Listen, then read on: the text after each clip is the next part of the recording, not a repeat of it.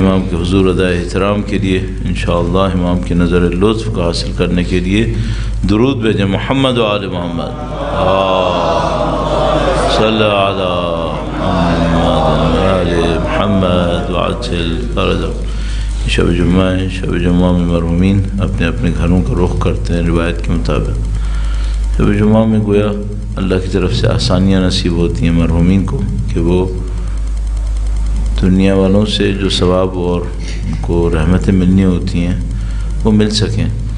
وہ خاص تاکید کرتے ہیں کہ آپ قطعاً شب جمعہ کو یقیناً اپنے مرحومین کے لیے کچھ نہ کچھ نیک عمل ضرور انجام دیں، کوئی فاتحہ، کوئی صدقہ، کوئی خیرات اور کوئی اسی طریقے سے کسی غریب کے لیے کچھ کر دینا، یہ سب ضرور انجام دینا چاہیے۔ تو شب جمعہ میں کوئی عبادت بھی ایسی کرنی چاہیے جو آپ شاید ہر شب نہیں کرتے ہوں۔ انشاءاللہ شب جمعہ کا احترام کرتے ہوئے ایک سورہ فاتحہ 3 مرتبہ سورہ اخلاص تمام مرحومین کے لیے، بالاخص جو مجلس کے منتظم ہیں ان کے مرحومین، آپ کے ہمارے مرحومین کے لیے۔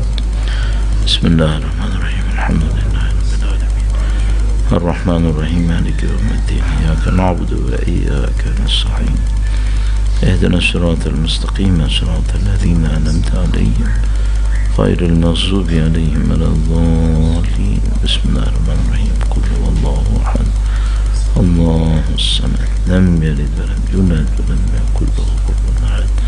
بسم اللہ الرحمن الرحیم، قل هو اللہ احد اللہ الصمد لم یلد ولم یولد ولم یکن له کفوا احد۔ بسم اللہ الرحمن الرحیم، قل هو اللہ احد اللہ الصمد لم یلد ولم یولد ولم یکن له کفوا احد۔ بار دیگر درود بھیجے گا محمد و آل محمد، اللہم صلی علی محمد و آل محمد وعجل فرجهم۔ اعوذ باللہ من الشیطان الرجیم، بسم اللہ الرحمن الرحیم، الحمد للہ رب العالمین، والصلاة والسلام علی سید الانبیاء والمرسلین، حبیب الہ العالمین ابی القاسم محمد صلی علی محمد آل محمد وعجل فرجهم، وعلى آلہ الطیبین الطاہرین، سیما بقیت اللہ فی الأراضین۔ قال اللہ تعالی فی کتابہ الکریم، بسم اللہ الرحمن الرحیم، ام حسبت ان اصحاب الكهف والرقیم كانوا من آیاتنا عجبا۔ درود بھیجے گا محمد و آل محمد،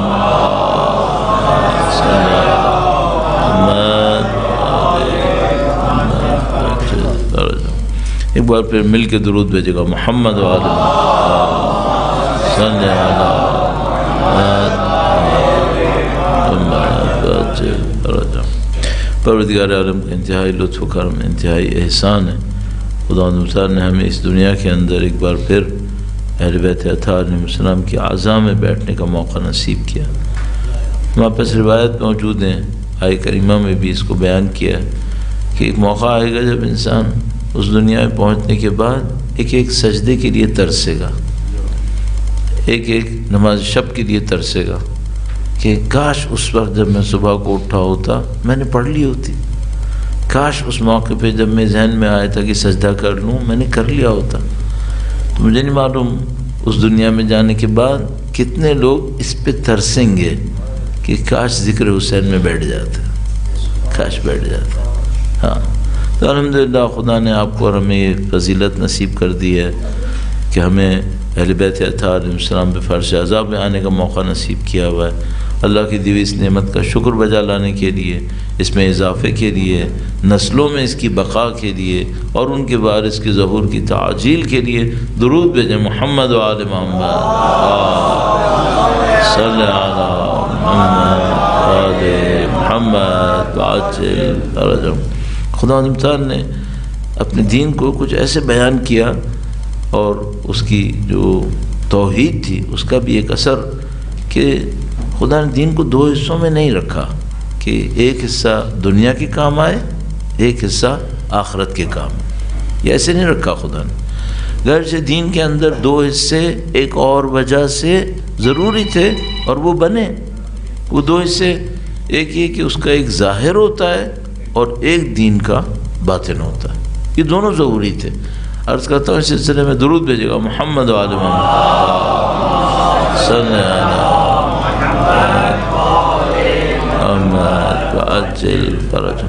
مثلا جب ہم نماز پڑھتے ہیں تو نماز کا ایک ظاہر ہے، وہی قیام، تکبیر، رکوع، سجود. اگر کوئی اس کو تبدیل کرنا چاہے تو کر سکتا ہے کیا؟ نہیں، بالکل نہیں کر سکتا. تو مثال کے طور پر اگر خدا نے رکوع کے لیے انسان کی کمر کو اتنا جھکنا واجب قرار دیا تو وہ یہ نہیں کہہ سکتا کہ میں اتنا نہیں جھکوں گا، زیادہ جھک لیتا ہوں یا کم جھک لیتا ہوں. نہیں، یہ نہیں ہو سکتا. سجدے کو ایک خاص صورت میں رکھا ہے، ویسے ہی کرنا ہوگا. صحیح، یہ اس کا ظاہر ہے. اب ظاہر بھی قابل تبدیل نہیں ہے، اب پیچھے اس کا ایک باطن ہے. خدا نے دونوں کو رکھا ہے، دونوں کی مصلحت ہیں. اب بدقسمتی یہاں پر ہوتی ہے، بعض اوقات کوئی قوم باطن کو ایسے لے کے بیٹھ جاتی ہے، ظاہر کو چھوڑ بیٹھتی ہے، اور کوئی قوم ظاہر کو ایسا لے کے بیٹھتی ہے، باطن کو چھوڑ دیتی ہے. اچھا اپنے آپ سے پوچھے گا زیادہ تر کون سے والے ہوں گے، پہلے والے یا دوسرے والے؟ ہاں، اب یہ میں آپ کے اوپر چھوڑ دیتا ہوں کہ آپ اپنا فیصلہ خود کریں کہ بھئی پہلے والے زیادہ ہوں گے یا دوسرے والے زیادہ ہوں گے. لیکن بہرحال ہم مسلمانوں کے اندر ایک بات عجیب دیکھتے ہیں. معذرت کے ساتھ ایک جملہ عرض کر رہا ہوں، جو لوگ ایسے ہی کہتے ہیں، شاید اس میں کوئی وجہ بھی ہو لیکن بہرحال کہتے ہیں. تو کہتے ہیں بھائی فلاں آدمی سے ملے ہو، اس نے کبھی جماعت کی کوئی نماز نہیں چھوڑی، نہ حرام کا کوئی پیسہ چھوڑا، نہ جماعت کی کوئی نماز چھوڑی، نہ حرام کا کوئی پیسہ چھوڑا. اچھا اب اس آدمی کو میں کیا کہوں، یہ کیا کر رہا ہے؟ اس نے ایک ظاہر کو سنبھال لیا ہے، باطن سے فارغ ہے. اب اگر میں دیکھتا ہوں تو مثلا میں پاکستانی عوام کے لیے کم سے کم یہ کہوں گا، یہ زیادہ تر دوسرے والے انہوں نے ظاہر کو سنبھال لیا ہے، باطن پہ توجہ نہیں دی، اس کو لے کے چلے گا. ایک دفعہ ہمارے ایک دوست کلاسز وغیرہ میں بھی آتے تھے، تو انہوں نے مجھ سے کہا، وہ بیوروکریٹ ہیں، کافی اچھے لیول کے بیوروکریٹ ہیں. تو انہوں نے مجھ سے کہا کہ ہم بیوروکریٹس کے درمیان ایک طریقہ مشہور ہے. خود کہنے لگا کہ مجھے پتہ ہے غلط ہے، یہ سمجھ میں نہیں آ رہا غلط ہے کہاں پر. کہنے لگا یہ تو میرا دل کہہ رہا ہے کہ یہ غلط ہے، لیکن یہ سمجھ میں نہیں آ رہا غلطی کہاں پر ہے. اب وہ ظاہر سنبھالنے والے اور باطن کو چھوڑنے والے میں یہ مثال میں عرض کرتا ہوں. درود بھیجے گا. محمد و آل محمد صلی اللہ محمد وعجل فرجهم. اس سے پہلے ایک روایت بھی عرض کر دوں، اللہ کے نبی کے سامنے کوئی شخص آیا اور اس نے تیزی سے نماز پڑھی، تیزی سے. تو اللہ کے نبی نے فرمایا کہ ایک تو یہ کہ یہ چوری ہے. تو کسی نے کہا بھائی یہ تو نماز پڑھ رہا ہے، اس میں چوری کہاں سے ہوئی؟ کہا یہ نماز کے اعمال میں چوری کر رہا ہے، حق نہیں دے رہا. دوسری بات، اللہ کے نبی اتنی خطرناک ایک بات کہی، اگر یہ اس حالت میں مر جائے مجھے پرواہ نہیں کس دین پہ مرا، مجھے پرواہ نہیں. یعنی نماز کو ظاہری طور پر بھی ہلکا سمجھنے والا، اللہ کے نبی فرمایا کس دین پہ مرا مجھے پرواہ نہیں اس کی، اس کو پسند نہیں کیا. تو ظاہر کو بھی اہمیت دے رہے تھے. تو جناب علی وہ ایک بندہ تھا، وہ بیوروکریٹ، اس نے مجھ سے یہ کہا، کہنے کا مولانا ہمارے یہاں ایک طریقہ ہے وہ غلط ہے، آپ بتاؤ غلطی کیا ہے اس میں؟ وہ کیا ہے کہ نا ہمارے یہاں بہت سارے لوگ ہیں 58 کی ایج تک، 58 سال کی عمر تک خوب رشوت لیتے ہیں، بھر کے جتنا سب لیتے ہیں وہ بھی لے رہے ہیں، 58 سال کی عمر تک خوب رشوت کھاتے ہیں، اس کے بعد 59 پر 59 سال کی عمر میں جا کے حج کر لیتا ہے۔ اب حج میں روایتیں کہہ رہی ہیں کہ یہ اتنا پاکیزہ ہے جیسے ابھی پیدا ہوا ہے، اور کہا کہ یہ شک بھی نہ کرنا کہ ایسا ہے، شک بھی نہیں کرنا کہ ایسا ہے۔ تو کہنے کہ اب وہ اپنے لیے بھی اور دوسروں کے لیے بھی ایسے پاکیزہ ہو چکا ہے جیسے ابھی پیدا ہوا ہے، 1 سال رشوت نہیں لیتا۔ 59 پہ حج کیا، حج سے واپس آنے کے بعد اب رشوت نہیں لیتا، رشوت نہیں لیا تو کیسے گورنمنٹ جاب سے نکلا؟ ایسی حالت میں نکلا جیسے ابھی پیدا ہوا۔ کہنا مولانا یہ تو سمجھ میں آ رہا ہے کہ یہ غلط ہے، کوئی اس میں غلطی ہے کیا؟ بھائی حج پاک کرتا ہے یا نہیں کرتا؟ حج پاک کرتا ہے۔ میں نے اس سے کہا کہ بھائی اس میں صرف ایک غلطی ہے، اس سے یہ پوچھ لو کہ جب یہ حج پہ گیا تھا تو تمام حرام مال واپس کر کے گیا تھا یا بغیر واپس کیے گیا تھا؟ اگر یہ 59 پہ حج کرنے گیا اور اس نے سارا حرام مال لوگوں کو واپس کر دیا تھا پھر پاکیزہ ہے، پھر صحیح ہے۔ لیکن اگر یہ سوچ رہا ہے کہ 59 تک جو حرام کمایا وہ بھی جیب میں رہے، اور مثال کے طور پر حج کا جو پیسہ تھا وہ کہیں سے پاک و پاکیزہ لے آیا، اس کا خمس بھی دے دیا اور باقی زندگی تو چل رہی ہے، تو یہ وہی جس نے ظاہر کو باطن کو مکس کر دیا ہے، جس نے ظاہر باطن کو۔ اچھا اس کو ایک اور کام بھی کرے گا، وہ کیا؟ یہ جب حج سے واپس آئے گا نا ایک مسجد بھی بنوا دے گا، مسجد بھی بنوا دے گا، اور مثال کے طور پر تھوڑا غریب غربا کے لیے، مساکین کے لیے روزے میں افطار کا بندوبست بھی دھڑلے سے کر دے گا۔ یہ سب کون لوگ ہیں؟ یہ لوگ ہیں ظاہر اور باطن کو مکس کر گئے، ان کو پتہ ہی نہیں ہے کہ وہ جو حرام ہے وہ زہر سے زیادہ اس کی روح کو برباد کر رہا ہے۔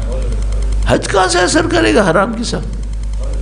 اچھا وہ کیا نہیں، میں نے وہ کپڑے پہنے تھے جو میں نے پاکیزہ سے حاصل کیے تھے، کاروان والے کو بھی وہ پیسے دیے تھے جو پاکیزہ سے تھے، اس سے کیا فرق پڑتا ہے؟ واپس آ کے جس گھر میں رہ رہے ہو وہ کیا ہے؟ اصل جس گھر میں نماز پڑھ رہے ہو یہ نماز قبول ہے؟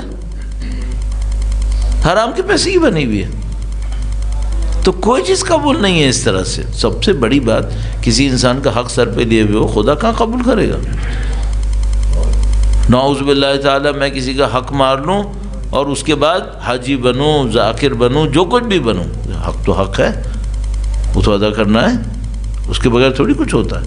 تو یہ اس کی خرابی تھی۔ تو ظاہر باطن کا بڑا مسئلہ ہے یہاں پہ، اور اللہ کا کرم ہے، مولا کا احسان ہے، خدا کا شکر ہے کہ اس نے ہمیں اہل بیت اطہار کا ماننے والا قرار دیا، الحمدللہ رب العالمین۔ انہوں نے یہ بصیرت نصیب کی کہ دین ظاہر میں کھیلنے کا نام نہیں ہے، دین کی ایک روح ہے۔ اب میں آج چونکہ اس سلسلے کی یہ آخری مجلس ہے، کل اور پرسوں البتہ مولانا تشریف لائیں گے اور یہ خمسے کا سلسلہ جاری رہے گا، تو لیکن میں چونکہ یہاں پر اس سلسلے میں آخری دن پر ہوں تو میں اس میں ایک خاص موضوع آپ کی خدمت میں عرض کرنا چاہوں گا جو میرے لیے بہت اہم ہے۔ درود بھیجے گا محمد و آل محمد، اللہم صلی علی محمد و آل محمد وعجل فرجهم۔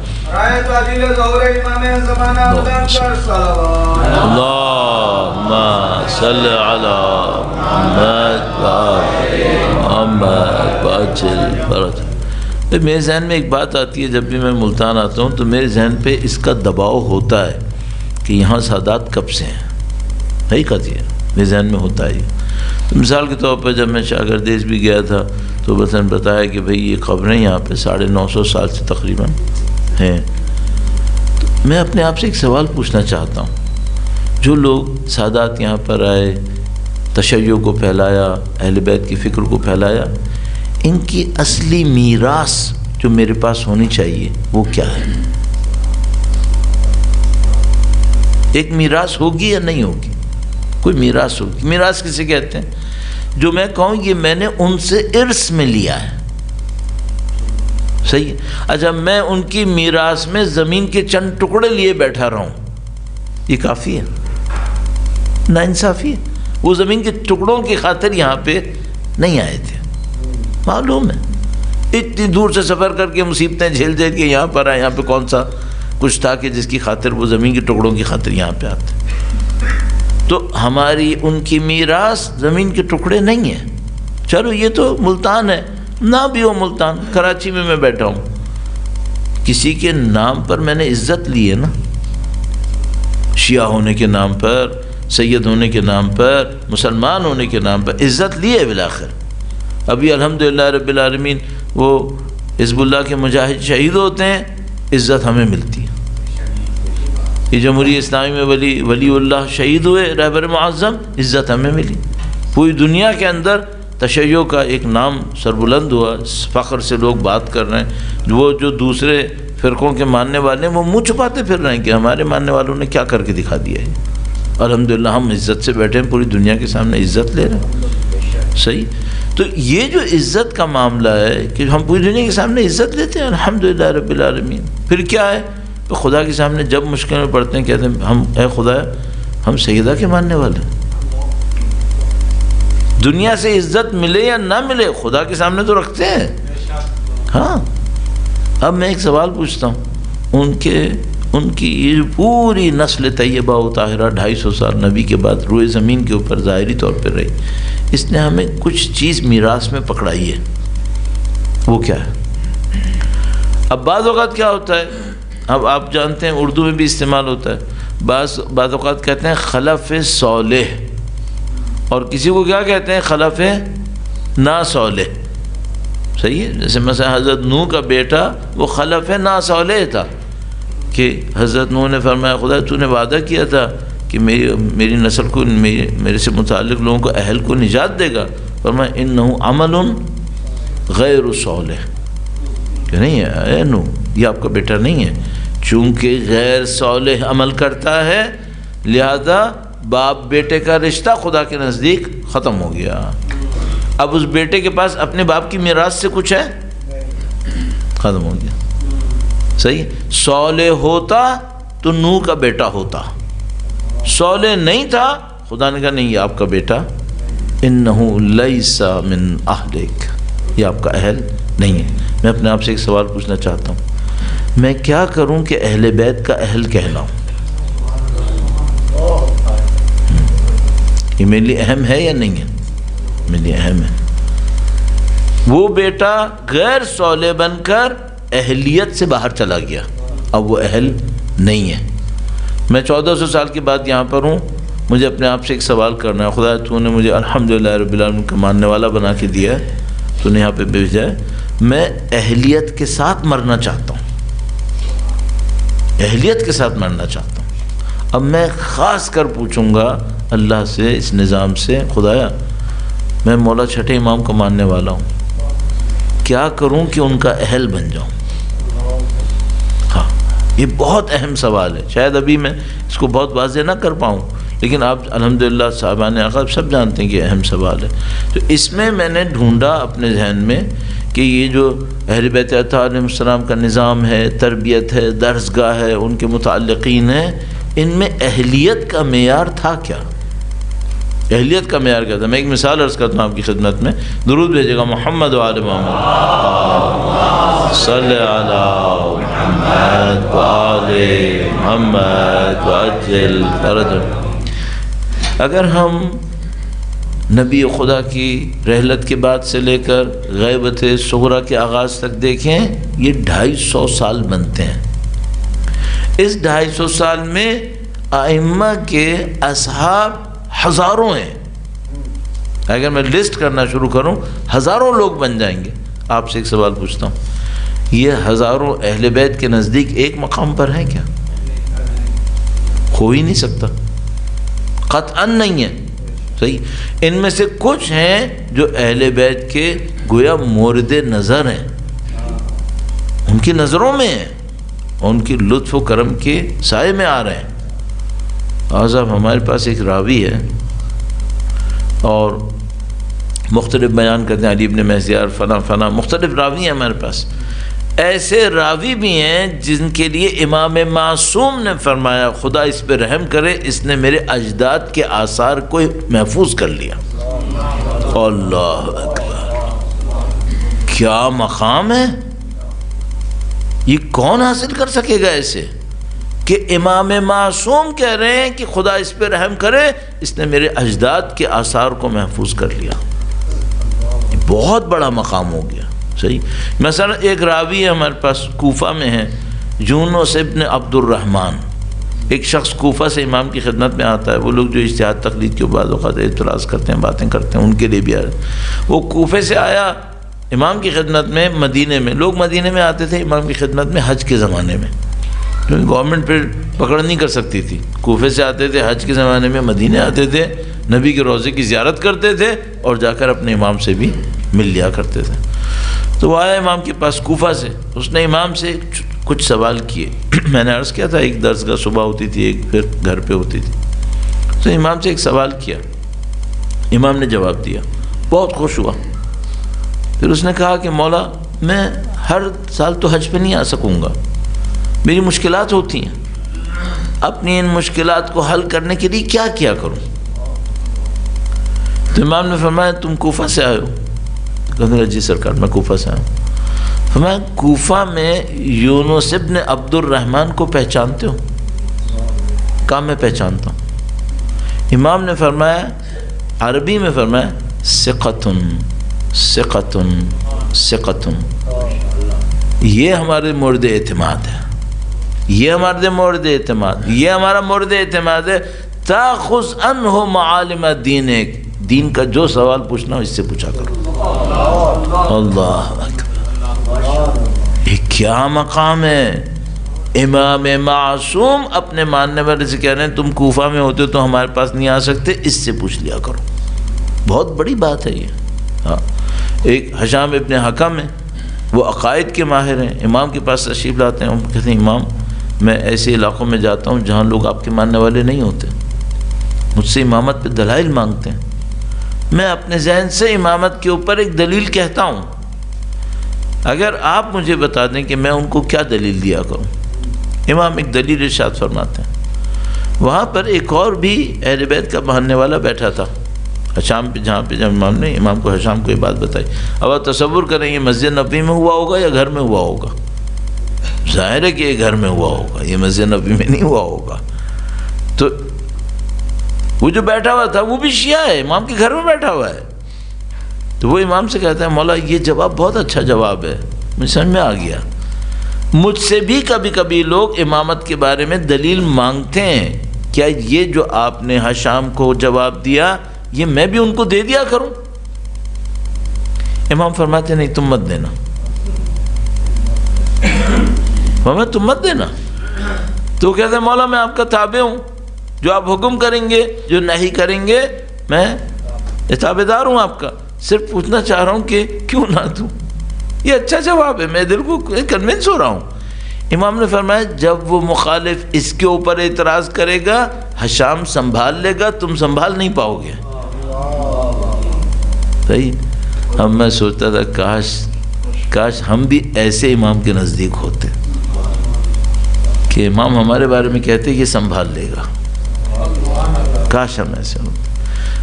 اتنے میرے پاس ایسی روایتیں آپ کی خدمت میں عرض کرنے کے لیے ہے جس میں امام نے اپنے اصحاب کو، وہ معذرت کے ساتھ کہتا ہوں آپ لوگ آفس میں جو کام کرتے ہیں وہ کہتے ہیں OSD آن اسپیشل ڈیوٹی، یقین مانے بعض امام کے اصحاب OSD پہ ہوتے تھے۔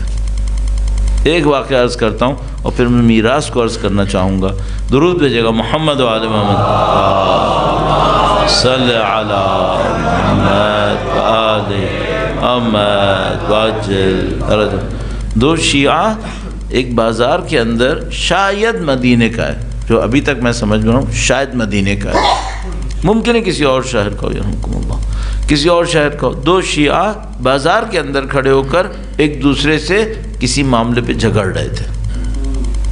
اب تماشا بنے ہوئے ہیں نا، جو مخالف ہیں وہ دیکھ رہے ہیں کہ یہ شیعہ دونوں لڑ رہے ہیں، تماشا بنے ہوئے۔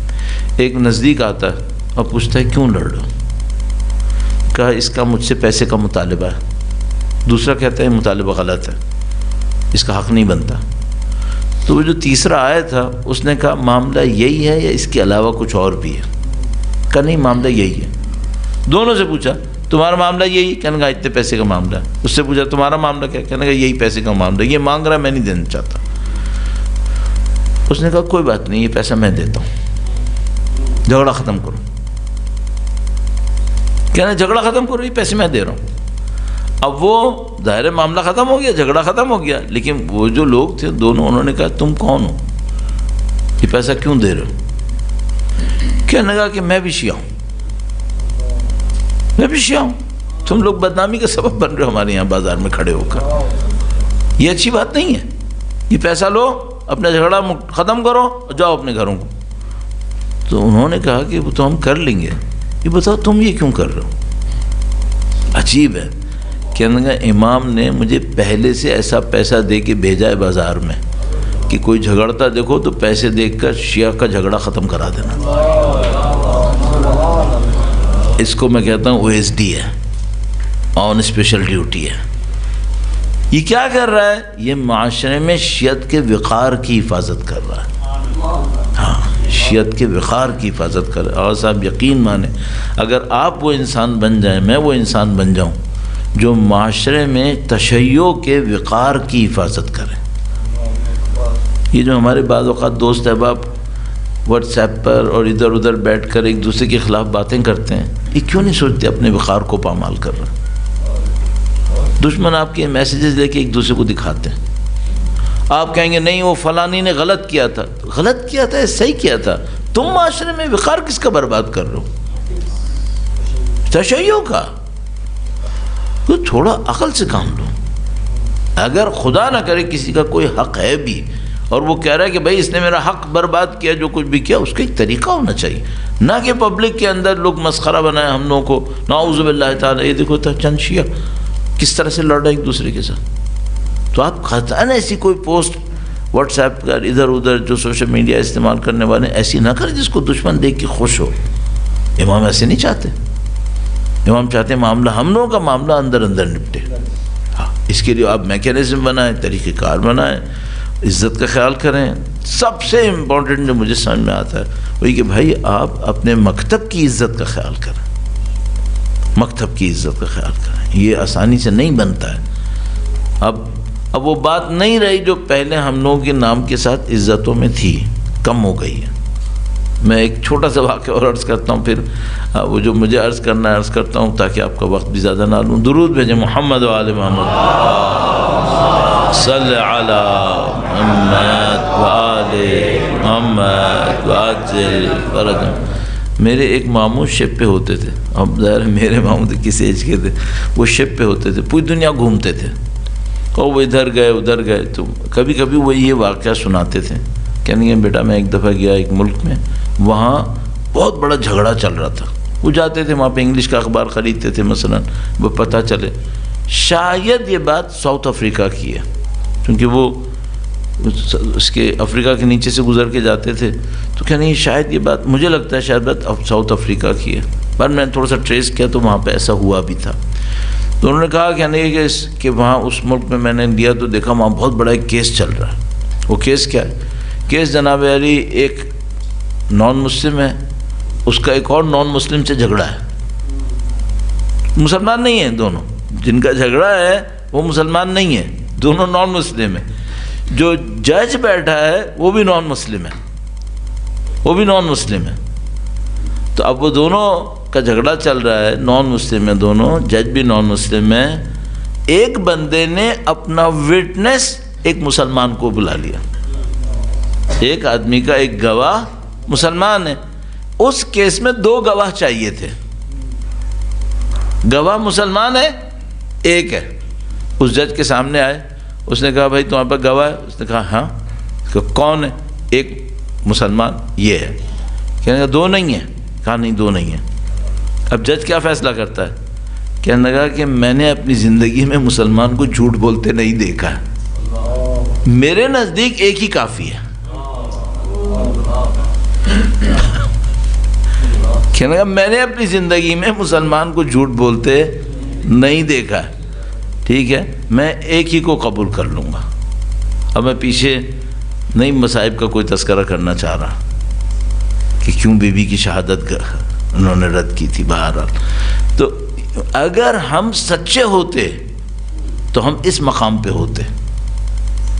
اب وہ جو میراث ہمیں چاہیے وہ ہمیں کوئی ایسی میراث چاہیے عزیزان محترم، کوئی جملہ ہمیں نہ کہنا پڑے اور لوگ ہماری طرف آئیں گے. ابھی دیکھیے کتنا بڑا ایک واقعہ ہوا ہے آپ کے میری آنکھوں کے سامنے. ایک ولی اللہ کا خون بہا ہے. پوری دنیا سے جو لوگ ہمارے نزدیک نہیں آنا چاہتے تھے اب کہیں ہمارے گن گا رہے ہیں. ایک پاکیزہ خون، اس کا اثر یہ ہوتا ہے.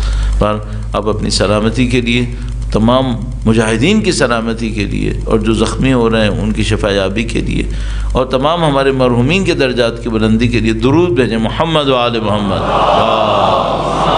صلی علی محمد و آل محمد وعجل فرجهم. بات میراث پہ تھی. میرے نزدیک میں نے اپنے ذہن میں خلاصہ کرنے کے لیے 3 پوائنٹس کو اہل بیت کی میراث میں سمجھا ہے کہ اگر یہ 3 ہمارے ہاتھ میں ہیں، میں گارنٹی سے کہہ رہا ہوں ہمیں دنیا کو کچھ کہنے کی ضرورت نہیں ہے.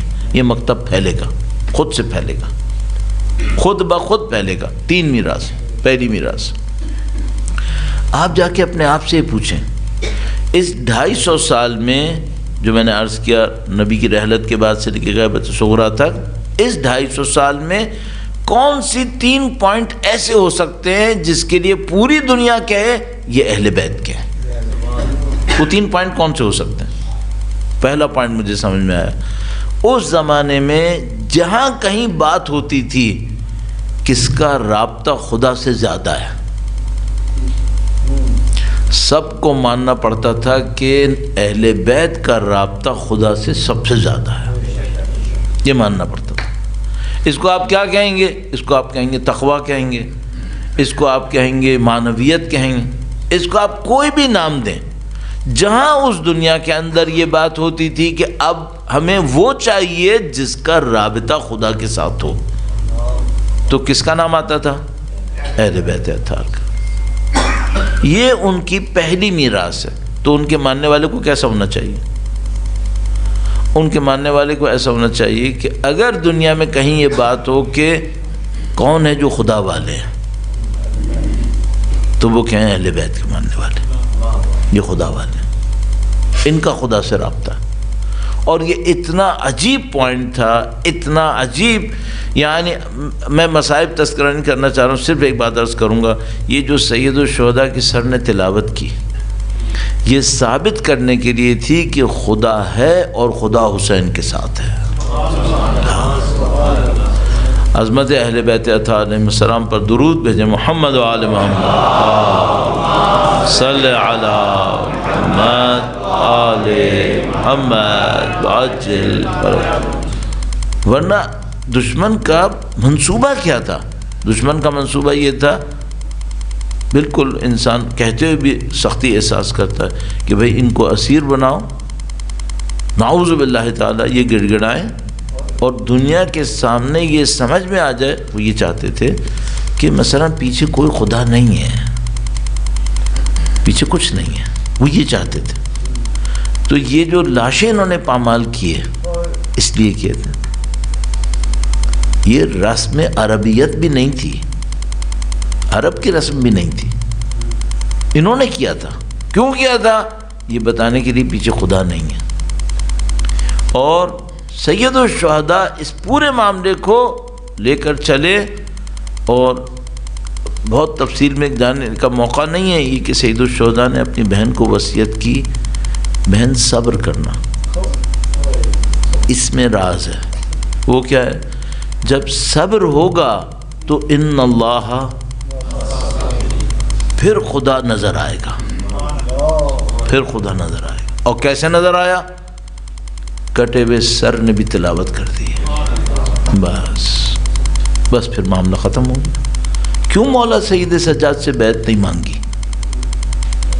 اس ظالم کو یہ پتہ چل گیا تھا جب ان کا کٹا ہوا سر بھی تلاوت کر سکتا ہے، اب میں جتنا ظلم کروں گا ان کی شہرت بڑھے گی. بس یہ ہوا۔ تو پوری دنیا میں یہ مشہور تھا کہ بھئی یہ جو اہل بیت کے چاہنے والے ہیں نا، ان کا خدا سے رابطہ ہے، یہ ان کی میراث تھی۔ اب میں ایک واقعہ عرض کرتا ہوں ابو حمزہ صومالی کا۔ ابو حمزہ صومالی مولا چوتھے امام کے راوی ہیں۔ آپ کو پتہ ہے آپ سب لوگ دعا ابو حمزہ صومالی پڑھتے ہیں ماہ رمضان کے اندر، درود بھیجے گا محمد و آل محمد صلی علی محمد و آل محمد وعجل فرجهم۔ ابو حمزہ صومالی کہتے ہیں کہ میرے بیٹے کا ہاتھ ٹوٹ گیا۔ اب میں جب یہاں پہنچتا ہوں ایک پوری کہانی سناتا ہوں جبار کے معنی پر، وہ میں ابھی نہیں سنا رہا۔ تو وہ کہتے ہیں میرے بیٹے کا ہاتھ ٹوٹ گیا، میں اس کے پاس گیا جو ہڈی کو جوڑتا تھا، اس کو کہتے تھے جبار، جابر کہتے تھے اس کو جو ہڈی جوڑے، جابر بن عبداللہ انصاری کا جابر وہ والا جابر ہے۔ بس جابر کا مطلب یہاں ظالم نہیں ہو سکتا، کوئی نہیں اپنے باپ کے نام میں اپنے بیٹے کا نام ظالم رکھے گا۔ بس جابر بن عبداللہ انصاری کا مطلب کیا ہے؟ جابر وہ جو کسی کی کمی کو پورا کرے، ہڈی کو جوڑ دے۔ بس وہ جو خدا جبار ہے وہ دو معنی میں ہے، ایک تو وہ جبار ہے کہ وہ ظالموں کو سزا دیتا ہے، اور ایک جبار یہ ہے کہ وہ انسانوں کے نقص کو پورا کر دیتا ہے، ان کی ٹوٹی ہوئی ہڈیوں کو جوڑ دیتا ہے۔ بس جبار اس معنی میں بھی ہے۔ پر وہ جابر کے پاس لے کر گئے، اس کو کہتے تھے اس زمانے میں فل اس کا ٹائٹل تھا جابر العظام۔ جابر العظام، عظام ہڈی کو کہتے ہیں، اعظم ہڈی کو کہتے ہیں، پلورل اس کا عظام بنتا ہے۔ تو وہ لے کے گیا، وہ جو جابر تھا ہڈی جوڑنے والا وہ اپنوں میں سے نہیں تھا، دوسرے طرف سے تھا۔ ان کے پاس لے کر جاتے ہیں تو وہ دیکھتا ہے اور ابو حمزہ سے کہتا ہے کہ اس کا ہاتھ بہت برا ٹوٹا ہے، بازو ٹوٹا تھا، شاید یہاں پہ دو ہڈیاں ہوتی ہیں، شاید دونوں ٹوٹ گئی تھیں، کیا ہوا تھا؟ تو اس نے کہا یہ بہت برا ٹوٹا ہے اور اس کے اوپر مجھے کام کرنا پڑے گا، اور اس کے کام کرنے کے لیے میں دوائی لاتا ہوں، میں لکڑیاں لے کر آتا ہوں جو اس پہ بندھیں گی۔ اس زمانے پلاسٹر نہیں ہوتا تھا، لکڑیاں باندھتے تھے اور اس سے صحیح ہوتا تھا۔ تو کہنے لگا میں لکڑیاں لے کر آتا ہوں، تم بیٹھو یہاں پہ۔ تو ابو حمزہ صومالی کہتے ہیں کہ میں وہاں بیٹھ گیا، اچانک میرے ذہن میں ایک دعا آئی جو مولا چوتھے امام نے مجھ سے کہا تھا، جابر ابو حمزہ سختی میں پڑھو یہ دعا پڑھ لینا۔ ان کا میرے ذہن میں دعا آئی جو امام نے کہا تھا سختی میں ہو تو پڑھنا۔ تو ابو حمزہ کہتے ہیں میں نے پڑھا اور بچے کے ہاتھ پر ٹوٹے ہوئے بازو کے اوپر گویا ہاتھ پھیرا، پھونک ماری، ہاتھ پھیرا۔ تھوڑی دیر میں وہ آ گیا جابر لکڑیاں لے کے، تو اس نے بچے کا وہ ہاتھ اٹھایا جو ٹوٹا ہوا تھا، اس نے ہاتھ اٹھایا، بچہ ہلا ہی نہیں، ورنہ تو چلا رہا تھا۔ اس نے ہاتھ اٹھایا، بچے کو کچھ نہیں ہوا، اور اس نے دیکھا کہ دیکھنے میں ہاتھ صحیح ہے، تو وہ سمجھا میں غلطی سے دوسرا ہاتھ اٹھا گیا۔ تو اس نے پھر دوسرا ہاتھ اٹھایا، دیکھا وہ بھی صحیح ہے، تو وہ پلٹا، اس نے ابو حمزہ سے ایک جملہ کہا جو روایت میں لکھا ہوا ہے، کہا تم شیعہ ایسے جادو بہت کرتے ہو۔ وہ سمجھ گیا کہ اس نے کوئی دعا پڑھی ہے اور ہڈی جڑ گئی ہے، تو اس نے کہا تم شیعہ ایسے جادو بہت کرتے ہو۔ تو ابو حمزہ نے کہا جادو نہیں ہے، یہ امام کا کلام ہے، اثر دکھاتا ہے۔ اللہم صلی علی محمد وآل محمد وعجل۔ یہ اہل بیت کے چاہنے والے مشہور تھے، ان کا خدا سے رابطہ ہے، یہ کام نکال لیتے ہیں اپنا، یہ کام کر لیتے ہیں اپنا۔ وہ قربانیاں دیتے تھے جو دوسرے نہیں دے سکتے تھے، کس بنیاد پہ؟ خدا سے رابطہ ہے، خدا سے رابطہ۔ اب میں دونوں ہاتھ جوڑوں پھر اپنے آپ سے پوچھوں، پاکستان میں ہم اس کے لیے مشہور ہیں؟ اگر ہیں الحمدللہ رب العالمین، نعم المطلوب، بہت اچھا ہو گیا، نہیں ہے پھر ناانصافی ہوئی۔ اس کے لیے مشہور ہونا تھا، یہ ہونا تھا۔ کیوں ناانصافی کی؟ جب ناانصافی کرو گے تو حق تلفی پھر پیچھے سے آئے گی۔ بھائی جب انہوں نے مباہلہ کیا تو اہل بیت گئے، آج ہم کیوں نہیں مشہور؟ کہ ہمارے اندر معنویت ہوتی ہے، اسی کمی ہو گئی نا۔ جب ہم میراث میں کمی کریں گے عزتوں میں کمی آئے گی، ہماری عزت ہی اسی کے اوپر، تو ہمیں اس کے اوپر محنت کرنی پڑے گی۔ اب آپ کو مجھے دیکھنا پڑے گا ہماری آبادیوں کے اندر اس پہ توجہ آئے گی کیسے، کہ ہمیں وہ نصیب ہو۔ یہ ایک بات ہو گئی، پورا بیان کرتا رہا پروسیس، تو پھر ایک ہی کے اوپر پورا 5 دن پڑھے انسان، دوسرے کے اوپر آتے ہیں۔ درود بھیجیں محمد و آل محمد۔ صلی علی محمد وآل محمد وعجل فرجهم۔ یہ معاملہ اتنا عجیب ہے، معنویت والا معاملہ، خدا والا معاملہ، میں کبھی کبھی سناتا ہوں، اور میں مجلس کے اندر بعض اوقات بہت سارے جو روٹینز ہوتے ہیں ان کا خیال نہیں کرتا ہوں، تو وہ میرے بہرحال اہل بیت کے چاہنے والوں کو لوگ سمجھتے اسی طرح ہے، ان کا کوئی خاص رابطہ ہے۔ تو ایک شپ پر ایک بندہ خدا تھا، بہت مریض تھا، مسلمان نہیں تھا، مریض تھا، تو اس کو پتہ تھا کہ ایک اور بندہ ہے یہ اہل بیت کا چاہنے والا ہے، تو وہ اس کو دیکھنے آیا، تو وہ مر رہا تھا بیچارہ، چونکہ وہ لوگ پورٹ سے بہت فاصلے پہ تھے، اس کا کڈنی کا پین تھا، برسٹ ہو رہا تھا، اس نے چھپایا تھا ڈاکٹر سے اپنی جاب بچانے کے لیے، لیکن ابھی وہ کڈنی کا پین اتنا بڑھ گیا تھا کہ مر رہا تھا۔ تو جب بالکل اینڈ میں آ گیا تو اس نے بلایا وہ جو مسلمان، اب میں کیا بولوں، میرے ماموں تھے، بہت متقی تھے، بہت اپنے یعنی لوگوں کے درمیان متقی پرہیزگار مشہور تھے، شپ پہ ہوتے تھے، اتنی عبادتیں کرتے تھے کہ لوگ ان کو خمینی کہتے تھے لوگ سمجھتے تھے امام خمینی کا ایک مقام ہے، تو وہ سمجھتے تھے اس کا وہ بہت مقام ہے چونکہ اتنی عبادتیں کرتا ہے یہ۔ تو خود انہوں نے مجھے بتایا کہنے کہ وہ مجھے، میں اس کو دیکھنے گیا چونکہ ان کی ڈیوٹی لگ رہی تھی ٹاور پہ، تو کہنے میں اس کو دیکھنے گیا تھا، بالکل اینڈ پہ تھا، تو یہ خود کیپٹنس کے لیول پہ کسی جگہ پہ تھے، تو انہوں نے وہاں کے جو ڈاکٹر تھا شپ کا، اس سے پوچھا یہ بچے گا یا نہیں بچے گا؟ کہنے کا مشکل ہے، کل تک نہیں بچ رہا ہے۔ تو کہنے کہ میں اس کو دیکھنے گیا اور اس کے بعد میں نے دیکھا بہت تڑپ رہا ہے، بہت تڑپ رہا ہے، تو اس نے کہنے مجھے دیکھا، مجھ سے کہا، نام لے کر خمینی، کہنے لگا کہ تم اتنی دعائیں پڑھتے ہو، میرے لیے کوئی حل نہیں ہے تمہارے پاس؟ اب دیکھو جب یہ مصیبت پہ پڑ رہا ہے نا تو حل ان سے مانگ رہا ہے۔ ہاں تو کہنے کہ میں نے سوچا کہ کیا کروں، مجھے بہت مذاق کرتے تھے، میں ان کا لہب و لہجہ آپ کے سامنے نہیں کروں گا ورنہ مجلس کا ماحول خراب ہوگا۔ بار انہوں نے کہا کہ میں نے اس سے کہا کہ پانی کا ایک گلاس لاؤ، پانی کا ایک گلاس لائے، اس میں کچھ آیتیں پڑھی، آیتیں پڑھ کے اس کو کہا کہ یہ پی لو، اگر بچنا ہو تو بچ جاؤ گے، باقی اللہ مالک تمہارا۔ یعنی پھر میں ٹاور پہ چلا گیا، پھر اوپر گیا، پھر 8 گھنٹے پتہ نہیں کتنی جاب تھی ان کی، میں نے یہ واپس آنے لگے تو میں نے اس کو بلایا ڈاکٹر کو، میں نے پوچھا بچ گیا ہے مر گیا؟ تو اس نے کہا سر وہ بچ گیا ہے اور بہت صحیح ہو گیا ہے۔ تو اچھا میں جاتا ہوں دیکھتا ہوں پھر اسے، کہنے کہ میں گیا تو دیکھا بالکل صحیح بیٹھا ہوا ہے، مجھے دیکھتے ہی اٹھا، کہنے کا تم نے مجھے بچا لیا اور یہ کیا وہ کیا۔ اور اسٹون کا کیا ہوا؟ کہنے کا وہ اسٹون ٹوٹ کے نکل گیا اور میں بچ گیا۔ تو میں طالب علم ہوں، تو میں نے ماموں سے کہا، میں نے کہا ماموں آیت کون سی پڑھی تھی مجھے ہی بتاؤ، کوئی میں پھنس گیا تو کسی کا اسٹون توڑواؤں گا پھر میں بھی۔ تو کہنے کہ بیٹا میں نے سوچا کہ اللہ کہتا ہے کہ میں نے قرآن نازل کیا ہوتا پہاڑوں پہ تو چکنا چور ہو جاتے، تو یہ تو ایک اسٹون ہے۔ تو کہنے کہ میں نے وہی آیت پڑھی، لو انزلنا ھذا القرآن علی جبل لرأیتہ خاشعا متصدعا من خشیۃ اللہ۔ کیا اسٹون ٹوٹ گیا؟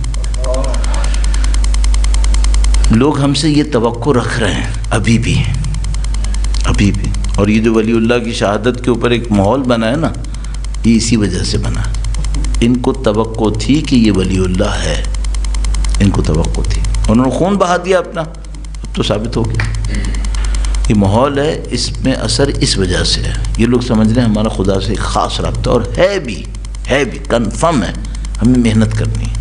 بار یہ ایک ہو گیا، درود بھیجے گا محمد وآل محمد، صلی علی محمد وآل محمد وعجل فرجہ۔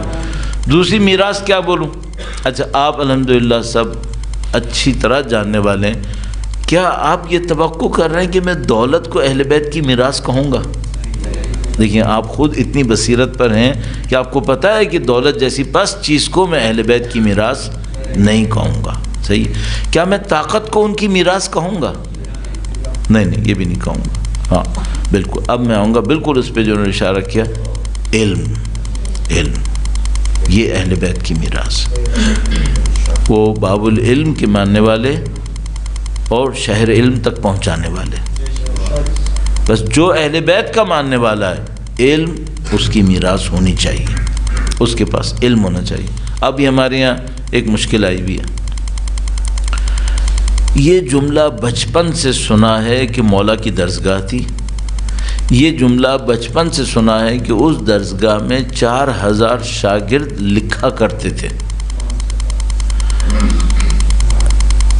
کسی کو بھی پکڑ لو اور اس سے کہو کہ امام کی اس درسگاہ میں سے 5 صفحے تعلیمات کے لکھ کے لے آئے، لکھ لیں گے. پھر اس علم کے وارث ہم نہیں ہوئے تو کون ہے پھر؟ کہاں گئی وہ وراثت؟ یہ مشکل ہو گئی ہمارے ساتھ. ابھی کچھ عرصے پہلے تک 30-40 سال پہلے تک ایک جملہ مشہور تھا، وہ یہ تھا کہ شیعہ کا بچہ دوسروں کے عالم سے زیادہ جانتا ہے. مشہور تھا، یہ بہت مشہور تھا. کیوں جانتا ہے؟ کیونکہ ان کا بچہ بچپن سے مجلس میں بیٹھتا ہے، بڑے بڑے علماء کی مجلس میں بیٹھتا ہے، جو دوسروں کو پتہ نہیں چلتا پوری زندگی میں ان کے بچے کو بچپن میں ہی پتہ چل جاتا ہے. اچھا، جب مجلسوں میں ہی علم کم ہو گیا، اب کسی کو کہاں پتہ چلے گا؟ اب مشکل پڑ گئی. آپ یقین مانیں، میں نے سنبھالنے کی کوشش کی. بہرحال ایک دفعہ پاکستان سے باہر تھا، وہاں تمام جو ہمارے پاکستان کے اندر مختلف فرقے ہیں ان کے تقریباً لیڈرز ٹائپ کے ایک کانفرنس کے لیے جمع ہوئے ہوئے تھے، اور اس کانفرنس میں پیٹرن ایسا رکھا گیا تھا کہ فارغ ٹائم میں سب ایک دوسرے کے ساتھ گفتگو کریں گے. تو میں دوپہر کے کھانے کے بعد بیٹھا ہوا تھا. اب میں ان فرقوں کے کیا کیا نام لوں جن کے لیڈر وہاں بیٹھے ہوئے تھے. تو اس میں مثلا مکتب اہل حدیث کے، مکتب بریلوی کے، مکتب دیوبندی کے، اور جماعت اسلامی کے، اور شیعہ کے، سب کے بڑے بڑے لوگ وہاں بیٹھے ہوئے تھے. ان میں سے ایک کہتا ہے جو ہمارا مخالف تھا، ہم سے کہتا ہے، کہنے کا تمہارے بچے جب آن لائن آتے ہیں سوائے گالیاں دینے کے علم کی کوئی بات نہیں کرتے.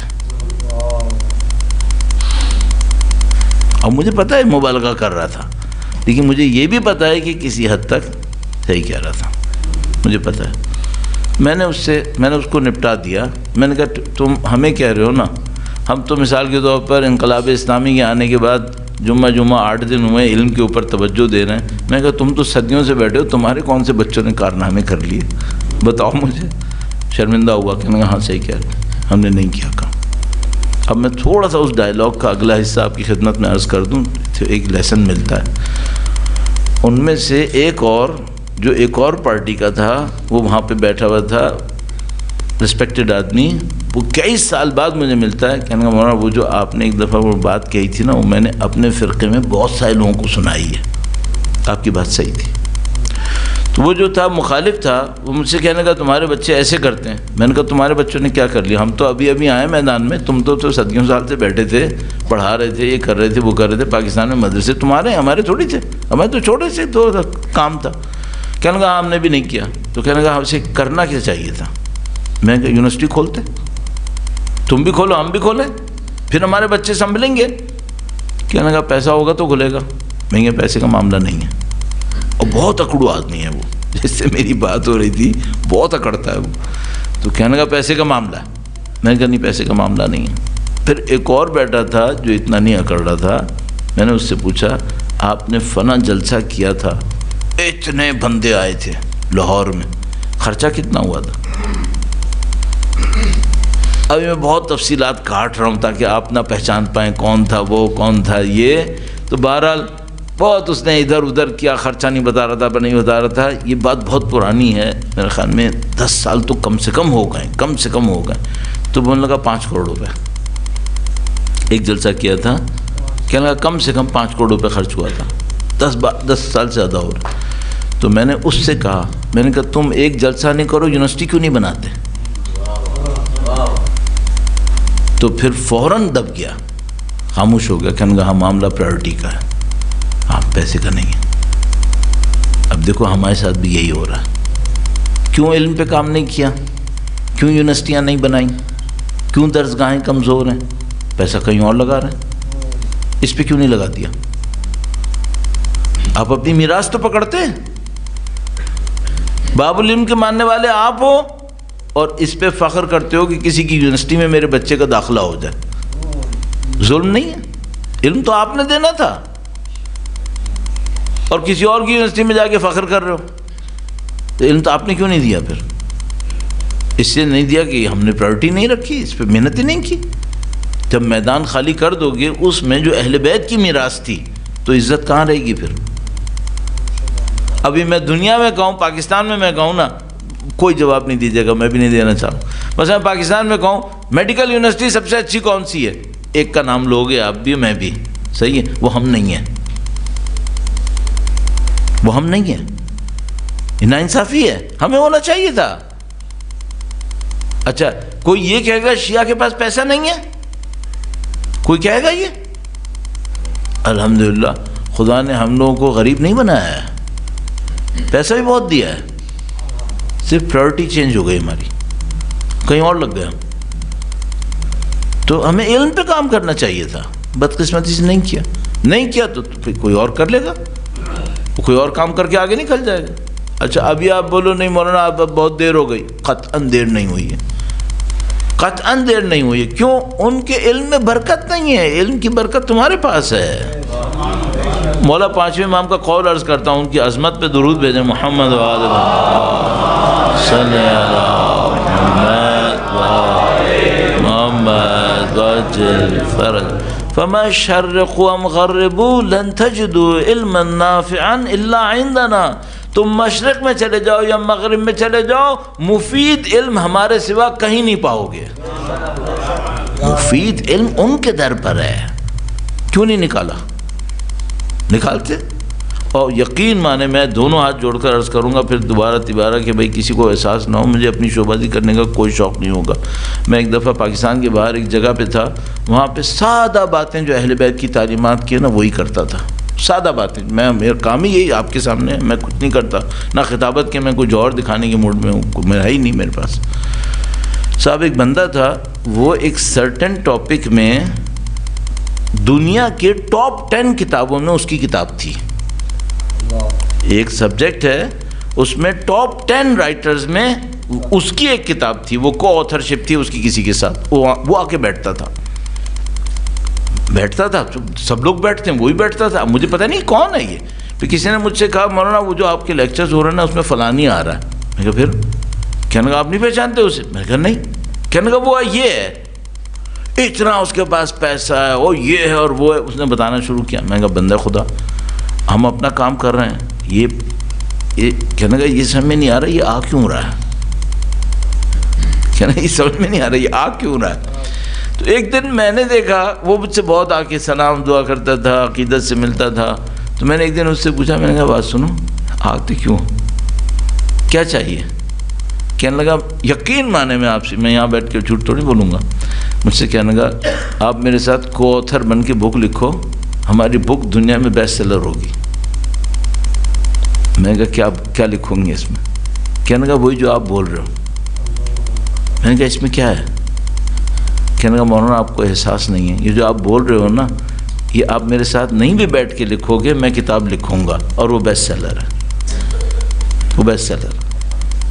آپ کو نہیں پتہ تاثیر کیا ہے۔ اب میں اگر ابھی میں تھوڑا سا احتیاط نہیں کروں نا تو وہ سارا کلیئر ہو جائے گا جس فیلڈ میں وہ ڈالنا چاہ رہا تھا، اور ڈال لیا اس نے، ہو گیا۔ ہم لوگ سمجھ رہے ہیں ان باتوں کی قیمت نہیں ہے، وزن نہیں ہے۔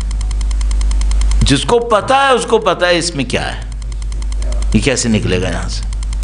ہمارے پاس سونے کی کان ہے، ہمیں نہیں پتہ اس کا سکہ کیسے بننا ہے، یہ ہماری مشکل ہے۔ سونے کی کان میں بیٹھے یہ نہیں پتہ اس کا سکہ کیسے بنتا۔ یہی جو سادہ سادہ اہل بیت کی تعلیمات ہیں نا یہ ذخیرہ ہے، اس سے زندگیاں تبدیل ہوتی ہیں، علوم نکالو۔ آخر میں ایک جو واقعہ عرض کرتا ہوں، بعض اوقات ہمارے کچھ دوست احباب پسند نہیں کرتے، کہتے ہیں مولانا ایسے واقعات مت سنایا کرو، تھوڑی بے عزتی کی بات ہے، لیکن بہرحال اتنی بے عزتی کی بات نہیں، ہوشیاری کی بات ہے۔ ایک مولانا پاکستان سے باہر رہتے تھے، وہ ان سے کہیں بات چیت ہوئی تو انہوں نے یہ واقعہ سنایا کہ وہ امریکہ میں ہوتے تھے، تو کہنے لگے کہ ایک دفعہ ایک گورا لڑکا جو شیعہ ہوا تھا، ہو گیا تھا الحمدللہ انلائٹڈ تھا، کہنے لگے ہمارے پاس آیا پیور امریکن ایکسنٹ کے اندر، وہی تھوڑی اکڑ اور پھر تھوڑا فاسٹ فارورڈ، تو کہنے لگا آ کر مجھ سے کہنے لگا کہ مولانا آپ نے وہ روایت سنی ہے انا مدینۃ العلم آیا تھا یا اس کی کھوپڑی میں آیا تھا، اللہ جانتا ہے۔ کہنے لگا 1400 سال سے دروازے پہ کھڑے ہو کھٹکھٹا کے اندر کب جاؤ گے؟ 1400 سال سے بول رہے ہو انا مدینۃ العلم علی بابھا، بھائی کھٹکھٹاؤ دروازے سے، جاؤ شہر کے اندر، وہاں سے علم لے کر آؤ، یہ بتاؤ، صرف حدیث سناتے رہتے ہو۔ بات صحیح ہے غلط ہے؟ صحیح بات ہے، بھائی بول رہے ہو یہ مدینۃ العلم ہے تو جاؤ نا علم لے کر آؤ. علم لینے کے لیے تم اس یونیورسٹی جاتے ہو, اس یونیورسٹی جاتے ہو, اپنے گھر پہ کیوں نہیں جاتے؟ اپنے جا کے گھر پہ لے کر آؤ. اس کو نہ لاتے ہیں نہ اس کو اہمیت دیتے ہیں. یہ مشکل ہو گئی. پھر کہاں سے ہمیں میراث ملے گی؟ پھنس گئے ہم لوگ اس معاملے میں اندر. تو پہلی میراث کیا ہے؟ اللہ سے رابطہ, تقوی. دوسری میراث کیا ہے؟ علم, علوم اہل بیت. اب بولو نہیں آج کل فزکس کیمسٹری کی ضرورت ہے ضرورت. یہ سوچو کہ ابھی یہ ایران کو دیکھو, زیرو سے شروع کیا تھا انہوں نے انقلاب کے بعد, زیرو سے, فل سیکشنز کے اندر, کسی نے مدد نہیں کی. ابھی کوئی بولے گا یہ جاہل ہیں؟ دنیا کی طاقتوں کی ناک رگڑ دی انہوں نے. ہاں تو یہ جہالت سے رگڑی ہے, علم سے رگڑی ہے. علم ہے ان کے پاس, ہر وہ علم ہے جس کو دنیا نے ان سے چھیننے کی کوشش کی, خود بنا لیا, خود حاصل کر لیا. کس بنیاد پہ؟ وہی معنویت کی بنیاد پہ, رابطے کی بنیاد. تیسری بات عرض کروں گا, درود بھیجے گا محمد و آل محمد, صلی علی محمد و آل محمد وعجل فرجهم. چونکہ وقت بہت ہو گیا. تیسری بات سادہ سی بات, وہ کیا؟ میراث. اہل بیت اطہار علیہ السلام ایک مقصد سب کو سکھاتے تھے, بلا کسی مصلحت کے, بلا کسی ہدف کو حاصل کرنے کے لیے خدا کی خاطر ایک کام کرو. کیا؟ انسانوں کے کام آ جاؤ, بس انسانوں کے کام آؤ. اما ما ينفع الناس فيمكث في الارض. جو انسان کے کام آئے گا وہ زمین پہ باقی رہے گا, بس. تیسری میراث کیا ہے؟ تیسری میراث ہے انسانیت کی خدمت. انسانیت کی خدمت, انسانوں کے کام آؤ معذرت کے ساتھ. پھر میں اتنی دفعہ سخت باتیں چونکہ کر رہا ہوں, اور تو میں آپ سے تھوڑی سی معذرت بھی کر لیتا ہوں. اسی لیے ہمارے محلے میں ایسے ہوتا نہیں ہے, ایسا کہیں کہیں غلط ہوتا ہے تو اس کا ہم مقابلہ کر لیتے ہیں. ایسا نہیں آپ یہ سمجھے گا کہ آپ ہمارے شہر میں ایسے ہی ہوتا ہے, نہیں. ایک کسی نے غلطی کی تھی, اس کا میں بتا رہا ہوں. ہمارے محلے میں ایک مسجد میں خواتین کی مجلس میں اس محلے کے غریب غربا جھونپڑیوں والے ماتم سے تھوڑی دیر پہلے خواتین بھر جاتی تھیں. خواتین بھر جاتی, وہ مجلس میں نہیں بیٹھتی تھیں لیکن ماتم سے تھوڑی دیر پہلے بھر جاتی تھیں. اب وہ جو آرگنائزر ہے مثلا اس نے سوچا ہے بھائی 500 تبرک لانے, پتہ چلا اچانک 100 اور آ گئی ان اکاؤنٹڈ, پتہ بھی نہیں تھا کہ آنی ہے. بس وہ آئی, نہ مجلس سننا ہے نہ ماتم کرنا ہے, بس تبرک لینا ہے اور کچھ نہیں کرنا. تو ہماری محلے کی ایک مسجد میں جو آرگنائزر خاتون تھی, اس نے کہا بھائی میں جیسے ہی مصائب شروع ہوں گے, مصائب سے تھوڑی دیر پہلے دروازہ بند کر دوں گی, اب کوئی نہ آئے, کیونکہ یہ آتی ہیں اسی ٹائم پر اور گڑبڑ کرتی ہیں. تو مجھ سے محلے والوں نے پوچھا مولانا یہ جو کیا وہ صحیح کیا یا غلط کیا؟ میں نے کہا غلط کیا. کھول دو. کہنے یہ کیوں؟ یہ بیچاری 500 لائی تھی, اس کو 600 کہاں سے کریں؟ میں نے کہا کہ اگر تبرک لائی تھی 500 روپے کا, 500 بندوں کا, ہر تبرک کی قیمت تھی 100 روپے, اس کو بولو 70 روپے کا تبرک لائے, 650 کا لائے. تو کہنے مولانا یہ صرف تبرک کے لیے آئے. میں نے کہا بندے خدا, اہل بیت نے کبھی روٹی کے لیے آنے والے کو منع کیا؟ کیا وہ ہمیشہ کہتے تھے ہم آپ کی جد امجد پہ رونے کے لیے آئے؟ نہیں. نہ مانتا ہو, نعوذ باللہ تعالی, گالی بھی دیتا ہو, کہتے نہیں آنے دو, آنے دو. یہ کل دشمن بک بک بک بک کر کر کے انہوں نے ان کو ہم سے دور کیا ہے. ابھی تبرک کے نام پہ وہ نزدیک آ رہے ہیں تو تم دور کر رہے ہو. میں کہا بھائی ایک تبرک تمہارا 100 روپے کا تھا نا, 500 لائے تھے, 70 روپے کا تبرک لاؤ, ایک 650 لاؤ, 700 لاؤ, ان کو بولو اور بھی لے کر آؤ. ہمارا کیا نقصان ہے؟ ہمارے امام کے در کے اوپر علم کے نیچے کوئی آ کے کھڑا ہو رہا ہے, روٹی لینے کے لیے بھی آیا, ہمیں کیا نقصان ہے؟ ہمیں دینا چاہیے.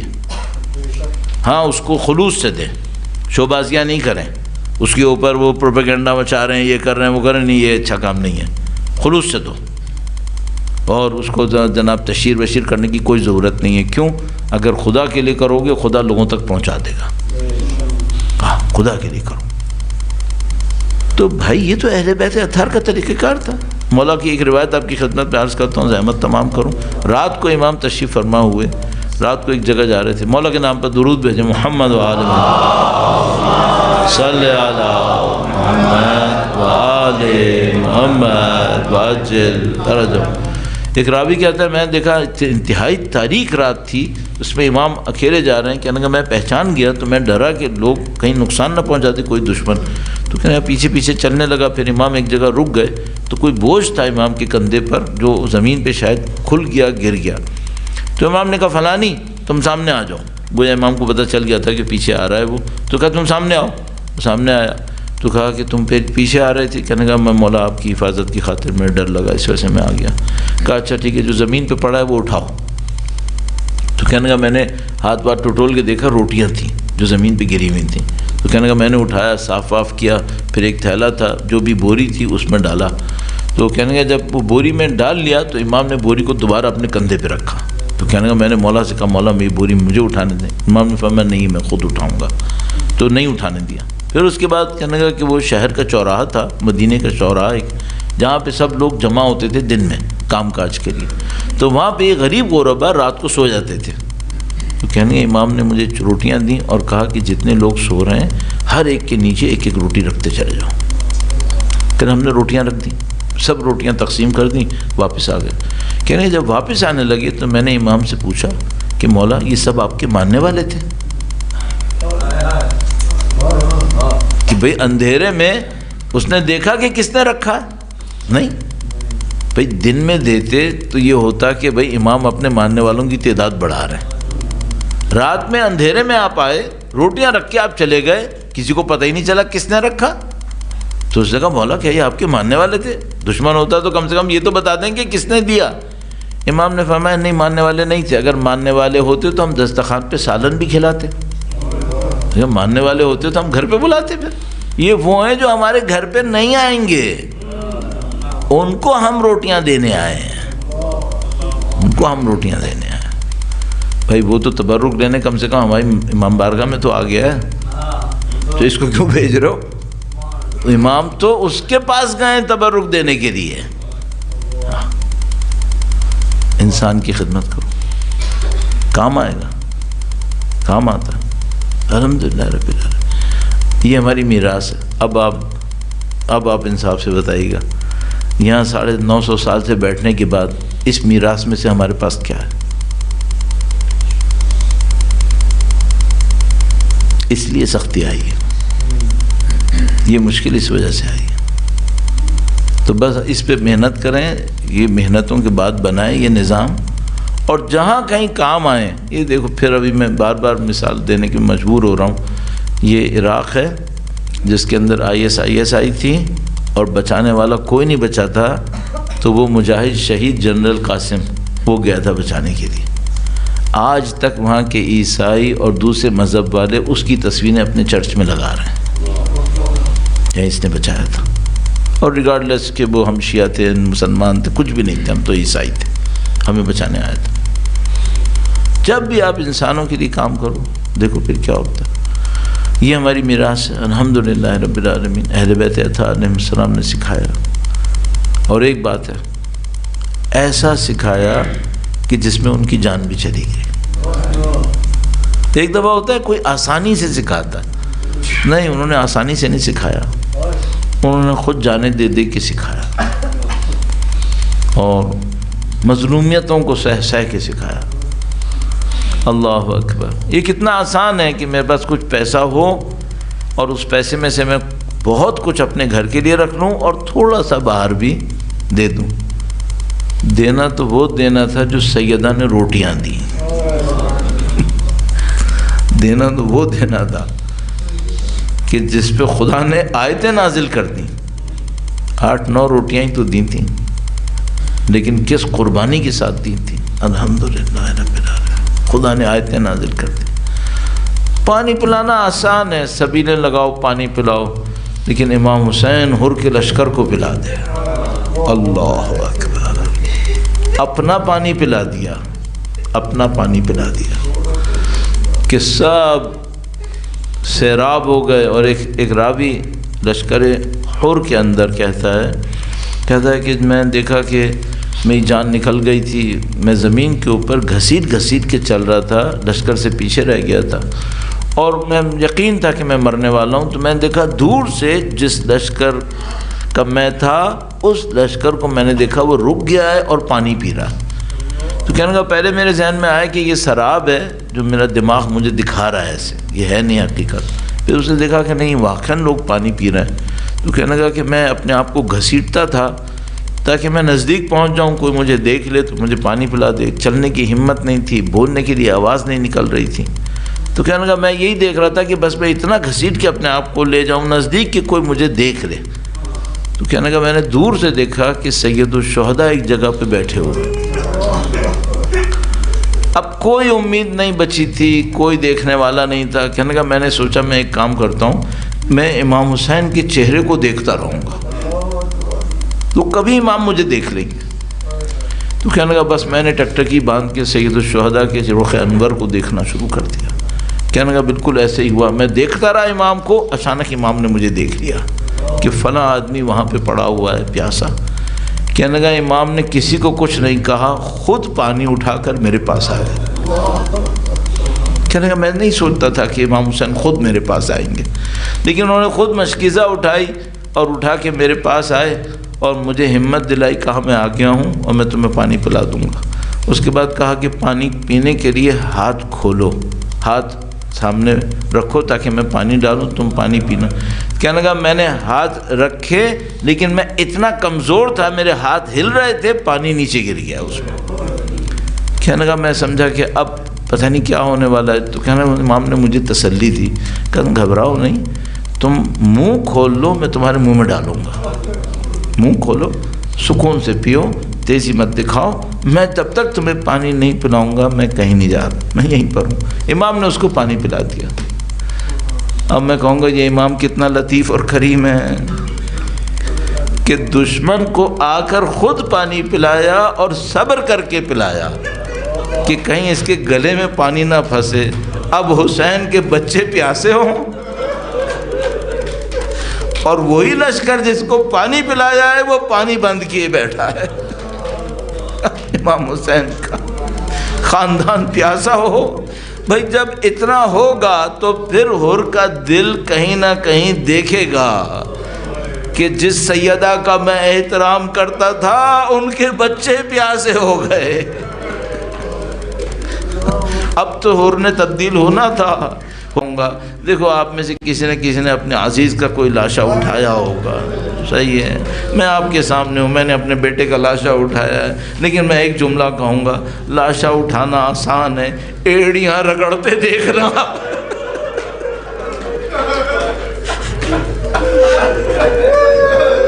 جب کلیجے میں برچی لگی ہوئی تھی اور اکبر ایڑیاں رگڑ رہے تھے، الا لعنۃ اللہ علی القوم الا لعنۃ اللہ علی القوم الظالمین وسیعلم الذین ظلموا ایہا منقلب ینقلبون۔ پروردگارا جنہوں نے اہل بیت پہ ظلم کیا، اہل بیت کے چاہنے والوں پہ ظلم کیا، اور یہ لشکر یزیدیت، یہ کفر و نفاق کا لشکر جو اس وقت آیا ہے، خدایا ان سب کو نیست و نابود فرما۔ خداوندہ تو نے پہلے مجاہدین اسلام کو فتح و نصرت سے نوازا ہے، اہل بیت کے چاہنے والوں کو فتح و نصرت نصیب کی، خدایا اس لشکر اسلام کو فتح و نصرت نصیب فرما۔ خداوندہ ان ظالموں نے، ان جابروں نے، سفاکوں نے بچیوں کا خون بہایا ہے، کل بھی لبنان کے اندر نہیں معلوم کتنی بچیوں اور خواتین کو شہید کیا۔ خداوندہ ان ظالموں کو نیست و نابود فرما۔ پاک پروردگار یہ دنیا تیری حجت کی منتظر ہے، خدایا تجھے حجت خدا کا واسطہ ہمارے بیماروں کو شفا نصیب فرما، جو زندانوں کے اندر ہیں بے گناہ آزادی نصیب فرما۔ پاک پروردگار شب جمعہ ہے، شب مغفرت ہے، شب رحمت ہے، خداوندہ تجھے بی بی سیدہ کا واسطہ ہمارے اور ہمارے تمام مرحومین کے تمام گناہ صغیرہ و کبیرہ کی مغفرت فرما۔ پاک پروردگار تمام دعائیں تیری حجت کے لیے، خداوندہ وہ دن عظمت کا دن ہے جس دن تیری حجت کی تشریف آوری ہوگی۔ بس ایک جملہ عرض کروں گا، خداوندہ مولا علی اکبر کا واسطہ، خداوندہ اکبر کے لاشے پہ کھڑے امام حسین کا واسطہ، اور خیمے سے دیکھتی بی بی زینب کبریٰ کا واسطہ، سید و سردار مولا اور آقا امام آخر الزماں کے ظہور میں تعجیل فرما، خداوند ہمیں ان کی نصرت کی سعادت نصیب فرما، اسراء میں شہادت نصیب فرما۔ ربنا تقبل منا انک انت السمیع العلیم بجاہ نبیک و اجرتہ الطاہرین۔ درود بھیجیں محمد و آل محمد۔